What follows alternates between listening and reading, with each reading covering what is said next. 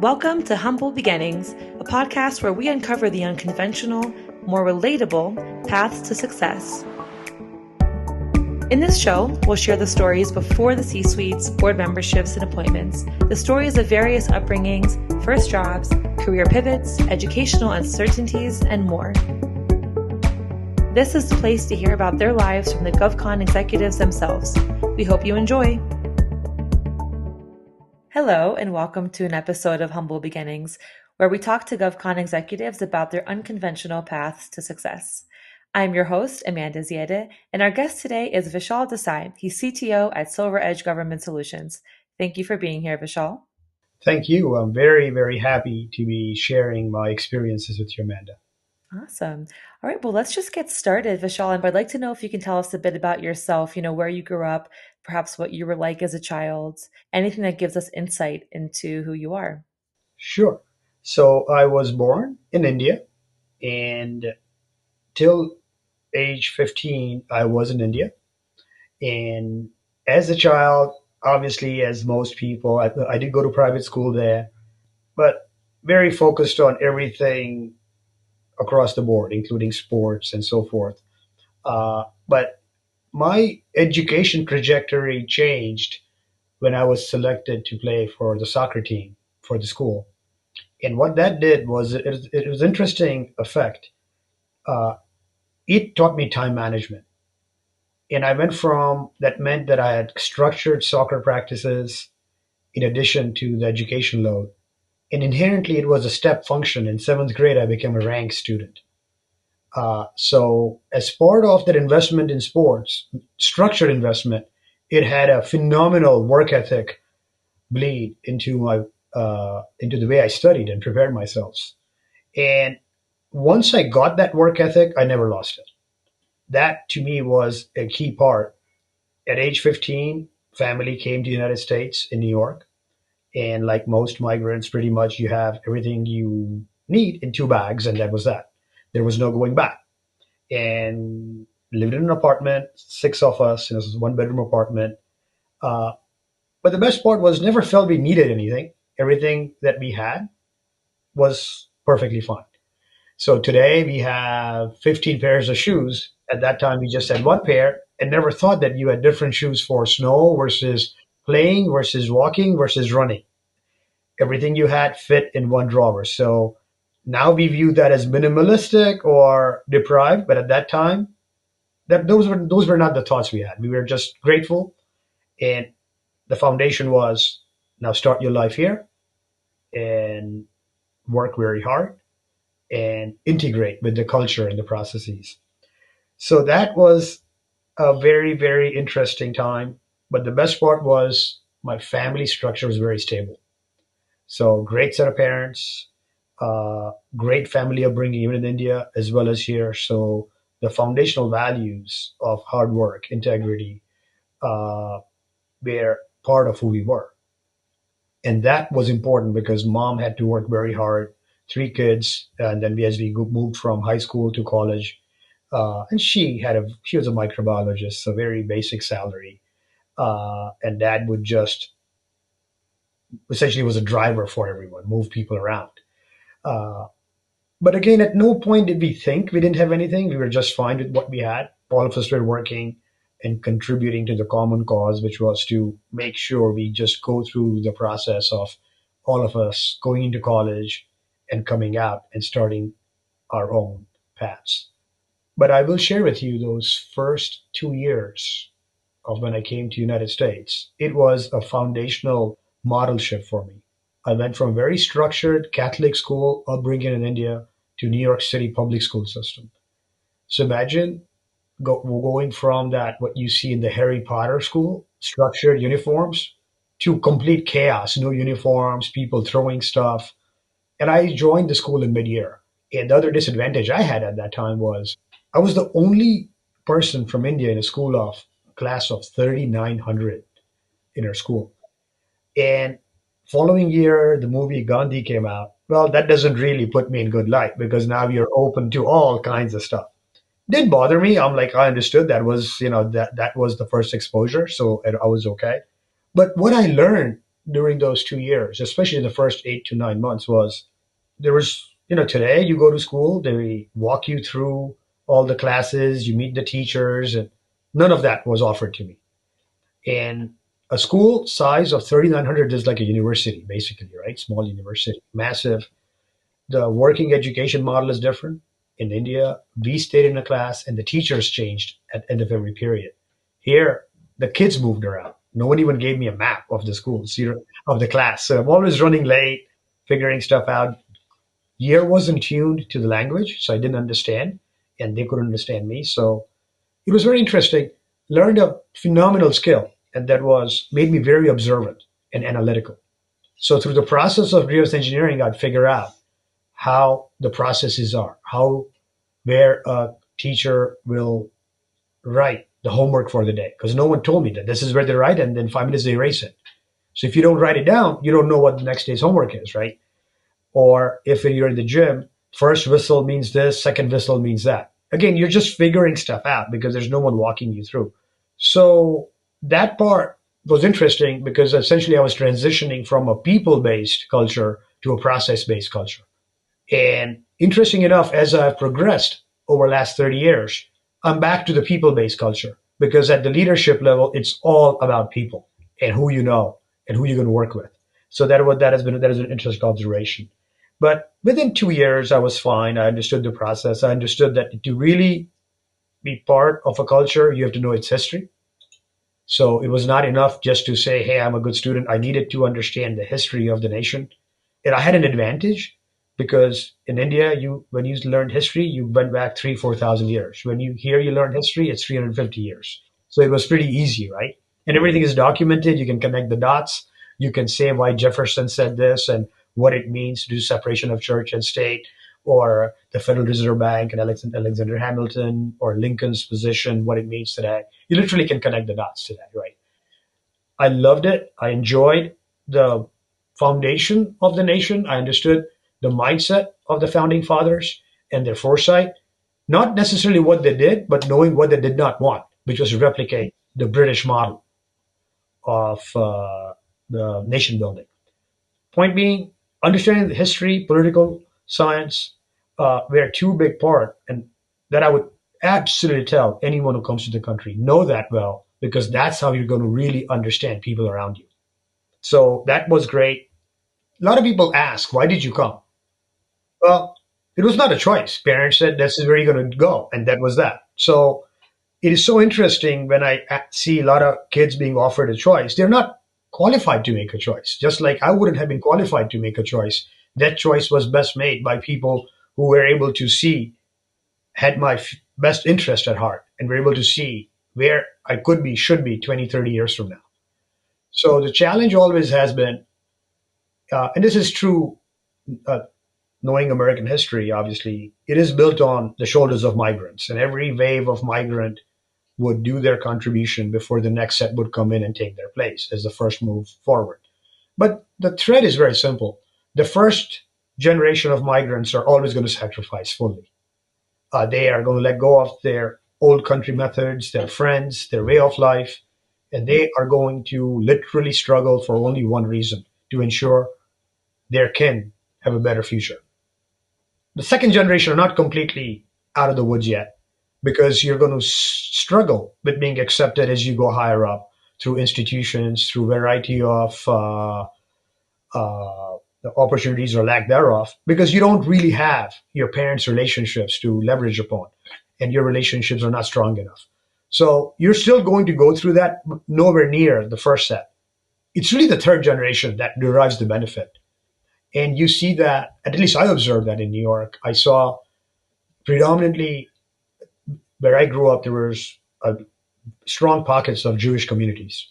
And I saw how they came in 1930s while they were being persecuted in Germany before the war in some cases, and how they managed their culture and their path over a three-generation period. And that was very, very insightful to see. And there was one other thing I observed in New York and learned is everyone around us was working. So when everyone else is doing, you're not that special, right? So it didn't feel like you were. being targeted. You were the only one who had to stay up at night and work. Every one of us. I was in special programs just because of my rankings and my uh, good work in school. And that meant that we had a lot more load. We had to take Latin in addition to German, in addition to English, in addition to all the sciences, right? So these were for the top students while we were playing varsity tennis and a variety of other activities. And I would say today I see a lot of kids doing one thing, but that balance approach that we encountered was absolutely instrumental between humanities and sciences and outdoor activities. That foundationally shapes who you are and what you will be later on. Uh, so hopefully that gives you an idea of some of the background of where I come from and how I entered the United States and how over time, initially for 3, 4 years, began to get assimilated in the culture here. Yeah, absolutely. I mean, thank you for sharing. I can actually relate on certain levels. My parents also migrated here. So what you were saying about first, second, and third generation, I can relate to a lot. And your sentiments from what your parents brought you here for and how you envision the future for your kids and their kids. It's a lot of the same rhetoric I grew up with. It's good to share and to hear. So yeah, thanks for sharing. Of course. I wanted to also get into your education a little bit. So you were high ranked, top of your class in high school. And how did that help direct you to higher education, to college? What did you study and where were you interested? So in 11th grade, I had to make a choice. I was in a lot of advanced placement classes, and it's very no different than, when you see a baseball player at major league or a football player at NFL. While they were in their high school, they're good at 3 or 4 sports, and they could have easily chosen one over the other, right? But at some point, they have to make a choice, and they usually make that choice in college. Well, I had to make a choice in high school insofar as do I want to go into the field of sciences or do I want to go into the field of uh, any field related to mathematics?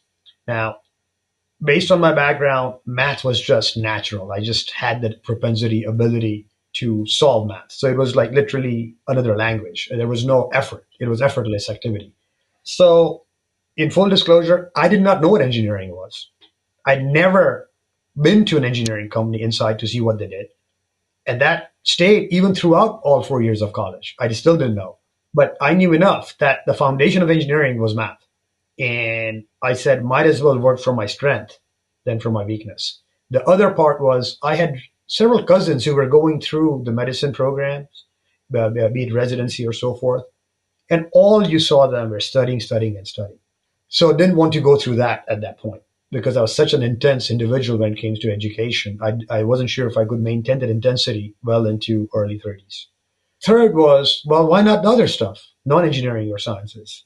Well, again, this is a cultural background. We came from an environment where you were fighting for resources, we were looking for securing your future, and the 2 or 3 key professionals that allowed you to do so were engineering, accounting, and medicine.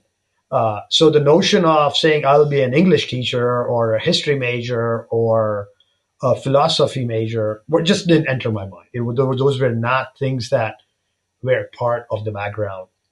So for that reason, I became an engineer, and I will say I loved it. It was very difficult.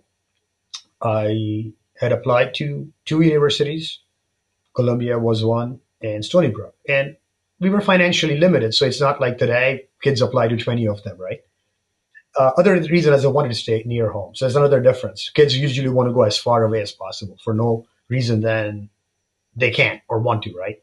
I had a different mindset. I wanted to stay home and study. But long story short, I was waitlisted at Columbia, and it was interesting. I guess I don't know if they still do it, but even though with my grades, but I guess based on my last name, they had wanted me to give TOEFL exam. It bothered me. I said, I'm an AP student. I read Milton. I read Homer. I've read all Shakespeare's plays. Why should I have to give tests for English as foreign language, right?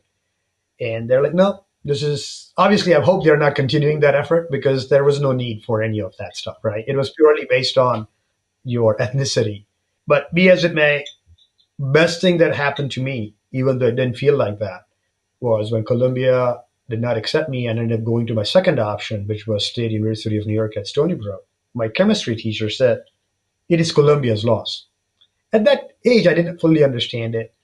But it has nothing to do with Columbia. It is a matter of how you deal with essentially what you feel at that times are major disappointments, right? And I said, you know what? That's fine. I'll go to Stony Brook. Long story short, came out of Stony Brook, extremely tough, rigorous environment, which I didn't envision, because not everyone is star-eyed with the top-tier schools, and not everyone can afford to go to the top-tier schools. As a matter of fact, two kids who were substantially ranked behind me made Columbia, didn't go there because they couldn't afford it. Came to Stony Brook, couldn't handle it. Wow. So because it's a rough and a tough curriculum, right? It is what it is. And the best part about that experience at Stony Brook was I became friends with people, and out of 530 kids who wanted to be engineers, about 70 made it in 4 years. Wow. And the common thread was they were all middle to lower middle class upbringing, for whom failure was not an option. So that drive to not fail was more compelling than the drive to succeed. And that was a key element, that was a common thread. But most important part was going to state school at that time. You can't say that now. I could work in summer and pay for my whole years of tuition and room and board and meal. Kids can't do that now. But that was absolutely a huge advantage, because when I came out, I had no student loans. And that played a big difference in the what happens next, meaning where I ended up working. Times were tough. I had applied to about 300 places over an 8 month stretch from my senior year. At that time, there was no web. You had to actually mail things in. So you had to type a resume and cover letter. And it was a grind, serious grind. Uh, and a lot of rejections. 360 plus rejections. Uh, and someone told me, I read somewhere, it's like, for the first time after I graduated, there was nowhere else to go. At that time, I hadn't joined a master's program. Mm-hmm. So now I'm home knowing that I don't have to go back in September to college, right? So, Yeah. and again, we're a little bit financially hamstrung insofar as going to job fairs and such, because it costs money, $12, $15 to go somewhere, right? Long story short, when I did get a job, I got two jobs at the same time, same week. Of And course. I'll share with you. I had an offer from EDS that I accepted. By the time I came from that interview from Dearborn, Michigan at New York, that tells me NASA called. Next day, I talked to them. So here you have a 21-year-old looking at two opportunities. EDS, commercial. This is Ross Perot's company. It's sold to GM. NASA, no introduction is required. How does a 21-year-old decide? EDS pays $4,000 more. NASA pays less. And I went through my analysis. That's engineering in me, right?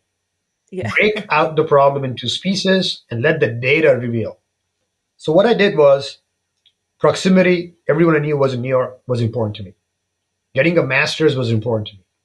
Opportunity to grow was important to me. So when I did all that, intangible and intangibles, it fundamentally, the arrow pointed to NASA. So I would surmise today, 9 out of 10 kids would have chosen a job that would pay them more out of college. One key aspect about NASA that was for me a game deal breaker was they were willing to pay for my master's. Well, take classes which would culminate into master's, and that was important for me. So I joined NASA, and for the first 3 years, I used to design ASIC chips for space to ground communications, and I loved it. And one fine day, my division chief said, "We are replacing Apollo, Gemini, Mercury mission network operation centers to support space station freedom and next set of payloads." Well, and they said, "You are going to build that for us, and you have four years to do it." Long story short, that got me into IT. I built it, had a team, and I loved every second of it. I started speaking in the industry. I started working with the industry. I started writing in industry. I started collaborating with the industry. Uh, And by the time I was 28, I was leading the industry, which was very young to be doing that. So I'd be working with all the vendors that you see today, the Cisco's and so forth, or the at that time I worked with Harvard. We had a variety of things I'd done with Boeing and Lockheed and so forth. Uh, because believe it or not, at that time, government actually did technology transfer to the private sector. Okay, so tables are a little bit turned down. Yeah, important to note. Yeah, and I enjoyed that a lot. It was very innovative. Like I tell people, at that time, the kind of things we did, engineering and our mind helped us get there because we couldn't do Google because there was no Google, right? Yeah. So it was engineering and clarity of your thought, where we came up with solving some innovative challenges. And for that reason, I would say working at NASA was the most important piece because innovation was the norm. I had a team at that time. One of my coworkers was working on Cassini mission, and he's telling how he was designing the spacecraft so it would traverse the rings of Saturn without it being damaged. Now think of it. No one has ever done that before, right? Hmm. Later on, when we landed the rovers on Mars, right? So you're talking about areas that just hadn't been done and all contributing to advancement of humanity's knowledge, period. So that positivity outcome was a big part. At 28, I had finished my effort and they wanted me to manage large programs. One problem: the engineering me didn't want to become a program manager. Uh, I still wanted to innovate. I still felt that the beauty of this nation was to solve a problem when others didn't even view that as a problem, and to be able to take that forward leap and have clarity of thought and execution rigor to make it happen. And I loved that part. Whereas others focused on the pop star, looking for the job was my full time job, and how he made SR-71 and how made a plane that was 30 years ahead of everyone else. Right? To me, those things were exciting to me, and for that reason, I decided to start a company. One problem: I know nothing about business. I know nothing about any part of what even incorporation means. I happened to be in New York one day, crossing the street, red light. At that time, we actually had bookstores. Uh, and in the glass pane, there was a book, Ink Yourselves, Judith McGowan. I went in there, looked at it, for read first two pages like we always did. Easy read, bought it. That's the only investment I made in the company, $20. I read every part of that book. It was the best book. How you incorporate, how you do the taxes, how you name your company, what it means. And for me, intellectual journey is what I've strived for. So all of these were first for me. So I didn't hire a lawyer, figured it out, did it myself. Right? It was important. I didn't know what articles of incorporations were. Figured that out, learned that. At that time, you had to go to the library to learn. You don't learn it in front of your desktop, right? Uh, and what happened was, like I tell people, you know, MBA graduates and other folks now, is one of the reasons why I believe I succeeded is because I wasn't looking at the mountain of the climb I'd have to make to get to the top. I was only looking at what was in next 5 to 10 feet. Because if you look at that, it'd be just too insurmountable. One of my friends was going through MBA at that time, and he says, Vishal, you cannot start a company without having business plan.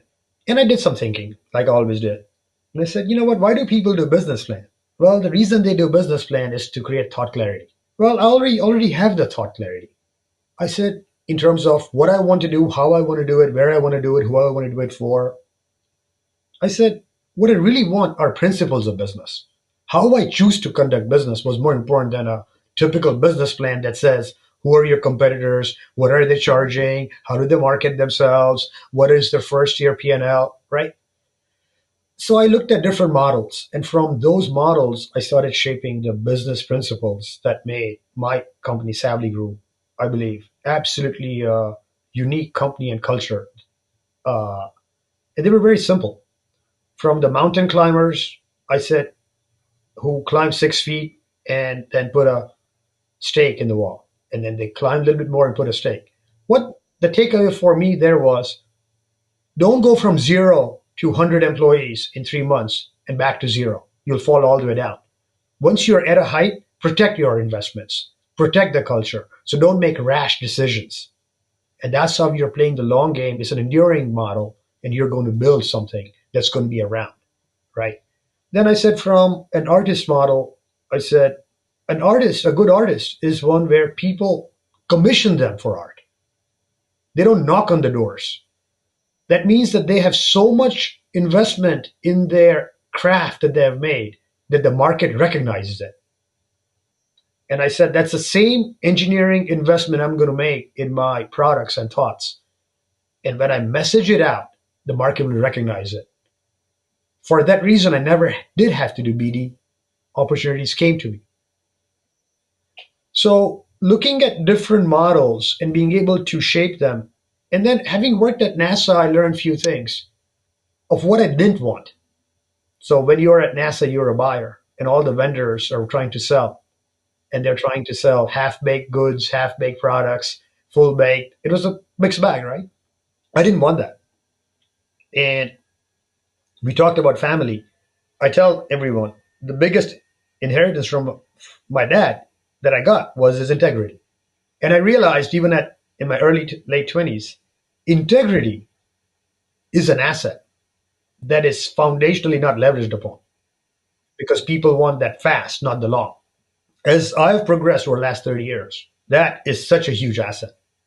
So playing the long game, those are the concepts I had. I had no intention of selling Savli Group. I was enjoying the journey. So what was the journey? It was going into different commercial houses and helping them innovate, commercial, state, federal governments. And that journey took me to pretty much all the continents. That took me to pretty much all the states, all the from F100 to Fortune 500 to local government to state government to federal, civilian, as well as Department of Defense. And the key thing as I talk about integrity is, when they hire you, my notion was their problem becomes my problem. So you become part of their organization for that duration. You take ownership and you solve it. One of the few things I've been very proud of, because again, I did not like when I was at NASA, was you have contractors who are always giving you change orders. In 25 years, when I ran Savli Group, I'd never given a change order to a customer. And that's because I always felt if the customer knew exactly what they wanted, they wouldn't have needed you to begin with. So you have to provide them proper trust-based consulting before you actually do the implementation. And that trust-based consulting often or sometimes meant less revenue in your bank account on that project. But again, I go back to play the long game. That goodwill, good intent generates so much more business 2 years down the road, more than makes up for $30,000 you might have left on a open purchase order. Some of these concepts, and as I grew, I started to blend because I had an advantage of growing up in the Eastern framework with the Western models, and started to realize that starting a company was not just a financial play, there was a social obligation to it. Meaning you're not just responsible for you and your family, but you're responsible for your employees and their family and their kids' their 401k and their kids' 529 plans. A lot of people used to tell me, oh, why did you take vacation? You're just the boss, right? I said, no, I actually have. All my employees are my bosses. They dictate what I do and what I don't do. Turning that triangle upside down is something I really enjoy. Analyzing business models and coming up with ways to make them efficient. Trying to be that Uber to the taxi model, right? Being that completely disruptive, but knowing fully well that the disruption is not due for the sake of being disruptive or to cause malice, but to introduce efficiencies and improvements from a perspective that others just hadn't seen before. So one of the things when I was in my 20s, I said, why should I want to have a business office when my work is always at customer side? 25 years, I didn't have brick and mortar. Today, everyone's like, oh, you were so smart. And I said, no, that was just common sense. I was not interested in the image piece. I was interested in, at that time, maximizing what we call now reduction in wrap rates, meaning the loaded, which increases your EBITDA and profit margins. So my journey over last 25 years has been absolutely, it's an intellectual journey. It is a satisfying journey. I've had many a time during that time, people would say, so what are your numbers for this quarter or this? And what will you have next quarter? And I said, I'm not driven by that when I was running a company of that kind. They're like, why not? And I would say, okay, what is your number? And they're like, this is my number for the quarter. I said, what happens if you meet that first week? And they said, well, then I am golden for the rest of the quarter. I can relax. I said, therein lies the difference. I never stop working, right? Numbers are an outcome of my effort, not the sole objective of my effort. Yes, I have minimum numbers to meet in terms of meeting payroll, making basic profit. But that DNA, and this is again the upbringing, we never stop working hard. I was going to say that's a very migrant. Yeah, it is very much so. It was so interesting. I remember we had hired someone to do our yard, and we agreed on a price, and they were going to do mulching, right? And then he says, fine, I'll do this. Then he says, but if you pay me this much more, I'll do even better job. Now, what is wrong with that statement? You're expected to do the right job once you agree to a price, right? Yep. And my DNA, my clock speed has not changed when I was making $3.35 to where I am now. Okay. It's just, again, everything else is an outcome. But that integrity and wanting to do the right thing the right way for someone else is something that I feel is a huge asset, huge asset. It's, I believe, the right. And I think that's a common thread. I bicycle a lot and road. Sometimes I'll do centuries and so forth. And we go through hills and we do some serious climbs. In a common thread with all my friends who are with me, it's always all want to get off the bike because it's hurting, right? You're at 10% grade, 20% grade, and it's a 2-mile climb. But that perseverance, that inner strength to dig deep, that I as a business owner had to do in the business lanes, now I'm doing on the road, is common for all successful individuals. There is no shortcut. I remember talking to a young kid, and I said, he was going to business major. I said, what will you do when you come out of school? And he said, I'll be a CEO. Well, and I said, think big. Yeah. So I said, it's nice to think big. It's nice to want things. But the fact is that there is a way to acquiring your objective, right? So for me, those 25 years where I owned Savli Group were great. Going through the transaction process was extremely interesting. Just like I wanted to learn how to start a company and run a company. I also wanted to learn how to transact from the company. So for 2 years, I learned and I engaged. And the more I engaged, I shared my knowledge with others and I learned from others. And I was extremely grateful and humbled when Godspeed and I were able to close the transaction in December of 2021. And that whole process was extremely trust-based process. Yes, you have lawyers on both sides doing their legal stuff, but there are times when we would just get on the phone and say, look, this is fair, let's do it. And that was that. And the lawyers were just crafting language to the thought that we had. But I realized that being transparent, having that level of integrity, having that level of forward lean, being fair in transactions, that's other key that I always share with people. Always be fair. If you are transactional and if you think you got away with something on one transaction, that's the last time that person will come and do a transaction with you, right?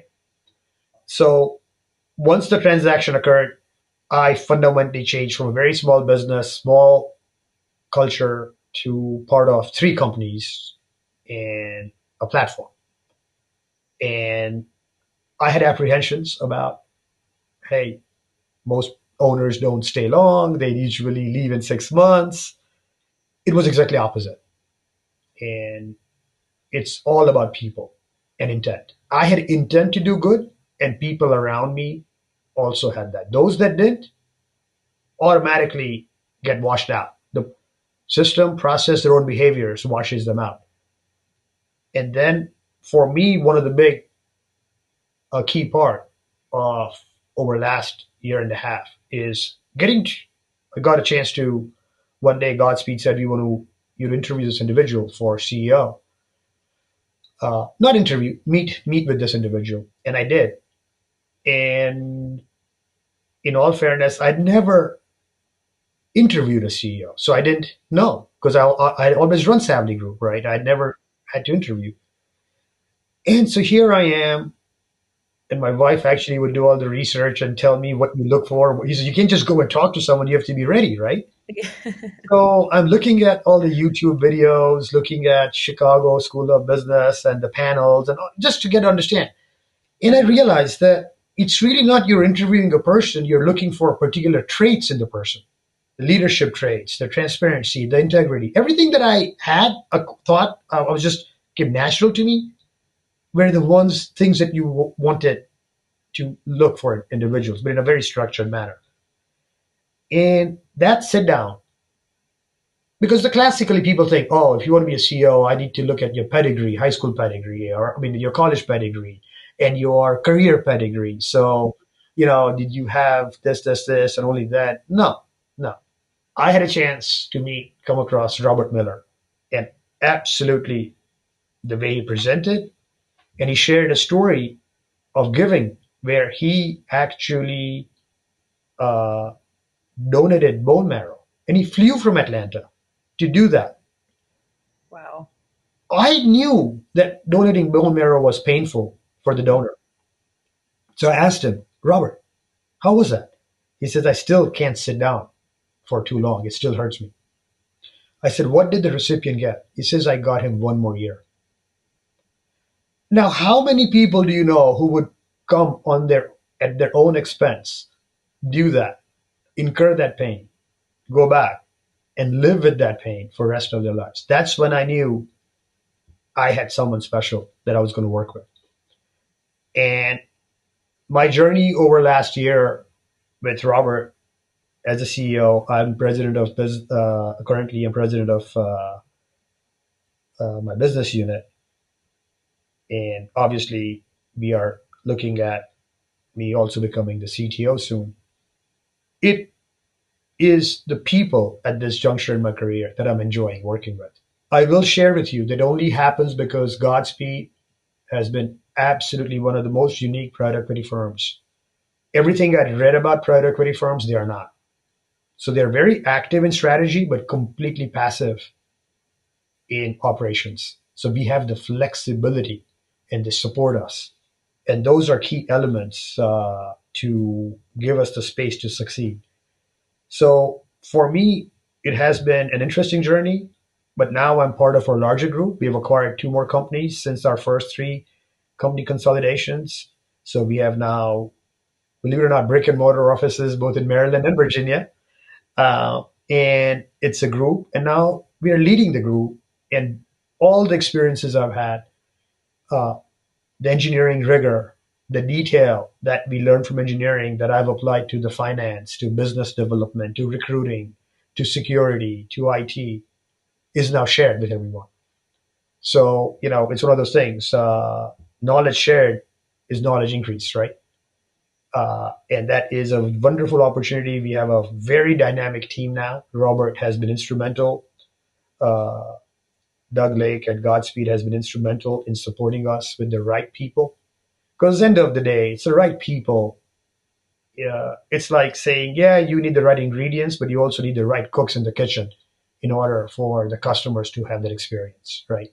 So even though we might have flashy titles, presidents, CEOs, chief growth officers, CTOs, we are the cooks for our employees. We are the ones that are serving up the trajectory for their future and for our customers' benefits. So that mindset is not a PowerPoint statement. It is you have to genuinely believe in that and be that. And your past, it's not a statement, but your past actions should align with that. And when you have that kind of team, then again I go back to the model. Work comes looking for you because people reputation matters, right? Integrity matters. So that's where I am in right now, and we are working very closely. I enjoy the innovations. My DNA still is at NASA. I just came back from a conference where we were looking at listening to a variety of next gen companies uh, launching satellites in space, as well as even looking at landing vehicles on moon prior to the Artemis mission. So that holds space, no pun intended, continues to be at my heart. But my current focus is on expanding the offering for SilverEdge, its portfolio, uh, and really start making a difference. Not interested in butts in the seats model, not interested in same old, same old. Interested in advancing the government. I often get asked, why do you work in the government? And I have been asked by the private sector, the leading firms, to help them, right, in a variety of cases. I said, well, the reason is in government, I think everywhere I see I have an opportunity to improve. And every so often I get an opportunity to innovate.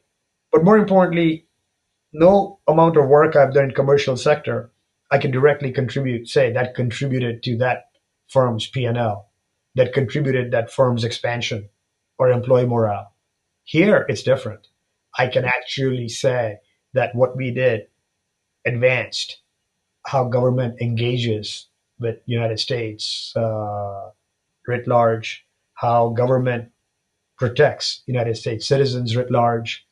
So you can start to connect the dots of the cause and effect are very obvious, but you have to want to say that you are there to support our services people. You are there to support our thought leaders, our folks who run the government, so that they collectively it helps us be who we are.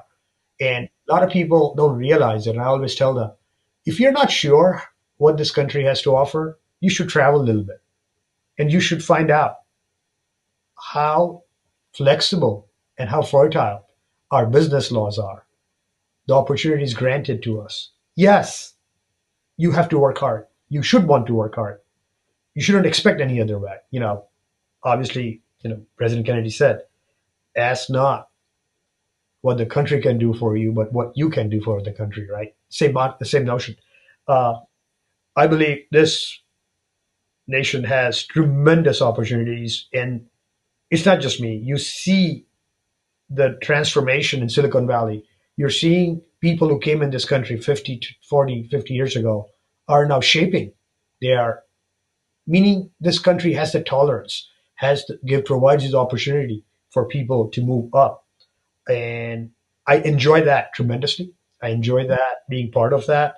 I am in ecosystems where, based on where I'm in my career trajectory, I have the opportunity to meet with like-minded people, with people who are shaping the manufacturing base in our nation, people who are shaping how the battery and the green transformation is going to occur, right? Uh, so those are interesting perks that I feel I have now to have those thought leadership people working next to you. So that pretty much gets me to where I'm now.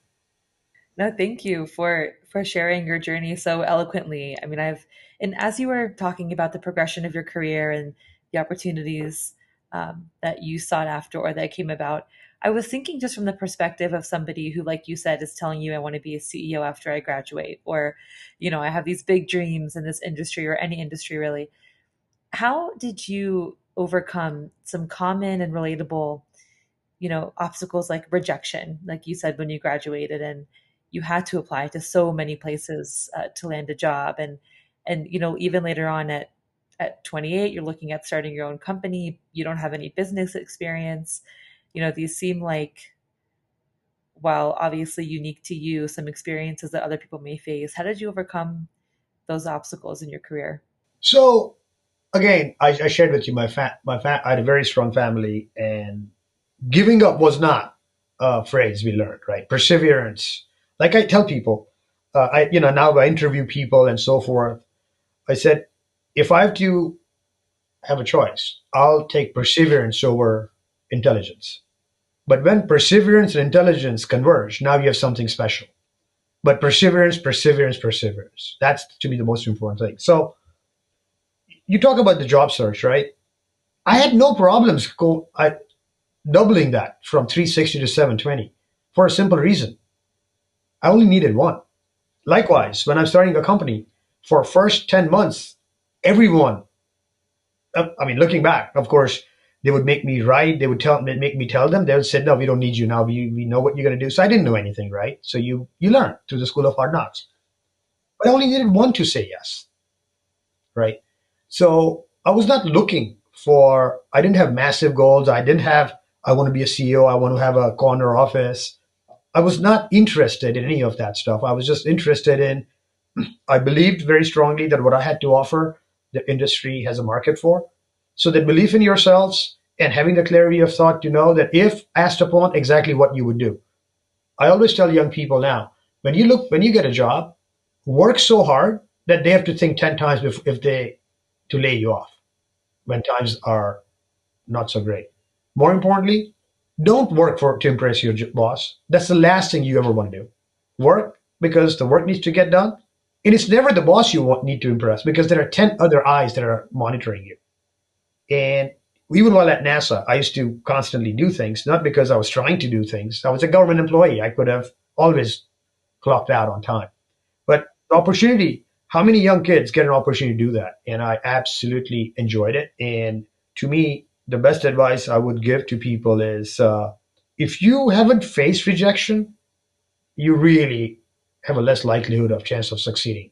Looking at your resume, your LinkedIn, and hearing you talk about your journey, it seems like the process of leaving NASA and starting a company was seamless. But that's just from the outsider's perspective. Was it hard? And it was very difficult. For those 2 summers, I stayed home, and I'll just share with you. I'd be thinking, I know all this stuff. How come they are not asking me to do it? When you don't have money, it's like Hewlett Packard created HP from a garage. When? During Depression. Okay. So when you don't have money, you have creative ideas and when I decided to start Savli Group, I didn't have money for any marketing or so forth. So I created my own brochures. Fine. But how do I tell people I exist, right? There's no web. I don't have money to pay a website person $20,000 at that time. They called it branding package, right? So I said, you know what? I do have something. I have my intellect and I have my thoughts. I'm going to start speaking in public at conferences. And I said, I need to take marketing because I have to go there. I don't have money for plane tickets and so forth. I have no budget. I'm barely meeting my money from NASA was only 6 weeks of severance. So that was that. So I said, I'll make it even more difficult on me. I will try to make marketing a revenue center, not cost. How do I do that? I said, I will go and speak and they'll give me money. I'll write. And while I'm writing and sharing what I know, I'm really marketing people about who I am. But the platform on which I'm doing it will actually pay me money. So what does that mean? Made $16,000 over 6 months. Best $16,000 I made. Because now I converted that into going to conferences. Then I did booth share with companies. I said, I don't have money for $100,000 rent for a booth. That was the cost at major conferences. I will instead take your product and integrate with others and come with a solution and give you the credit. They're like, of course, here's a 6x6 area, do it. So I would spend 2 months doing it, building the solution, and then show it. I kid you not, did it for about 9 months. A lot of people came. One fine day, Unisys came and they said, we need exactly what you have here. 7-figure contract. That's awesome. Rest is history. But I knew exactly what the industry wanted. I just had to be patient. I had to persevere. And I had to ensure that I was able to tell them where the puck was going to be, not where the puck is now for them. And when the industry caught up, oh, Vishal was right. By that time, I was on the board for entities and I was in program committees and there was enough messaging out there. So it became a lot easier. But that's true for every business. But the key part, I'll just end on this, is Dot-com burst happened in 2000. 9/11 happened 2001. Financial meltdown happened 2008. Since then, we have had major swings. COVID happened. Nothing happened to Savli. And that to me goes back to having your principles of business very strong. So don't take the money you earn and just spend it. Balance it out. Do cash flow management. I talked about factors that you can't control. Be aware of them, that they're lurking out there. So you need to account for them. Because every 5 to 7 years, you will have an event like that. And when you manage with that awareness, it's actually better because your competition didn't and they are washed out. So that's, again, I have focused all my energies on positivity with the company. I've never looked at how competitors are doing, why they're doing it, how I can cause disruptive to them. I focused on positivity. It's like a computer that focuses on all its resources on apps that it needs instead of unnecessary processes in the background. So it became a very efficient and organization. And when you're efficient, then the outcome probability increases substantially. Makes sense. Yeah, that's why I was curious because there's been so many successful years, and I knew there had to be an origin story. So There's always, look, there is no success without, no one gives you the Willy Wonka gold ticket. That's not how the world works. Okay. The world works about hard work, improve it. And yeah, there is always who you know. But again, going back to the migrant, as a migrant, you don't know anyone. So what do you know? Well, you know your abilities and you know the craft and the discipline that you're investing in. That's what you know. And that's what propels you. And that's why it makes it easier for the third and fourth generation because by that time, the social network has been established. And now you combine what you know with who you know, and that's your force multiplier. it's awesome. I know that you still are sharing your perspective and your unique mindset in industry and government, but what are you looking forward to in the near future? What do you hope to accomplish soon? I know you're so driven by innovation. So there are several lanes that I'm considering. One is I've really enjoyed working with the private equity firm. Uh, and one of the gaps I'm seeing in that sector is the need for someone who is just as comfortable in the business lanes as they're in the technical lanes. So when they're evaluating companies and when they are looking to sell companies, some of the areas, the way they go about it, there's substantial opportunity for inserting efficiencies. So that's one area that is of interest to me. I'm definitely more interested in spending some more time in think tanks with the right thought leaders because you really learn from other industries more so than yours at this point. And I've come across several of them that I really enjoy because everyone thinks that their problem is insurmountable till you listen to someone else's and you're like, oh wow, I don't think I could have done that, right? So that's one area that is of absolute interest. But a key part, whatever I do next will be the give back, the generation pass. I've always mentored kids a lot. I've mentored people who have lost jobs. I helped them find jobs. I've enjoyed shaping and changing people's life trajectory. And different people have different needs. A professional who loses his job after 25 years didn't know what LinkedIn was, so you help them create it. They never had to do the resume, so you do that. A college kid, when times are down during COVID, you have to reshape them, right? Uh, so, and a lot of the kids also don't, when they join the workforce, they don't understand the concept of financial planning. Yep. So I've enjoyed, like I said, changing people's life trajectory for the better. So that's one area that I'll definitely continue because that's just a personal, selfish enjoyment I get. So I'm sure my wife has other options for me, but those are the ones that I would have. All right. Well, is there anything else that you want to include or share with us today? I feel very thankful for sharing your story and your journey with us, but want to make sure we covered everything. I believe this is the first time I've actually shared my story. Awesome. Uh, Well, we are and, honored.